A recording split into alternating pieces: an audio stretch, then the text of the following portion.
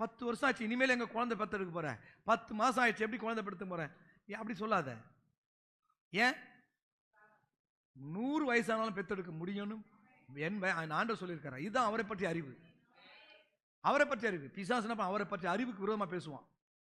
இல்ல இல்ல இது இப்படி ஆயிப்போச்சு, அப்படி ஆயிப்போச்சு, இது எப்படி நடக்கும், அப்படி நடக்கும். எதை குறித்தும் கவலைப்படாதீங்க. தேவனை அறிகிற அறிவுக்கு விரோதமாய் அவன் என்ன பண்ணுவான், எழும்புவான். அது முடியாது அப்படின்னு வருவான். அந்த எண்ணத்தை என்ன பண்ணுமா, நிர்மூலமாக்கணும்.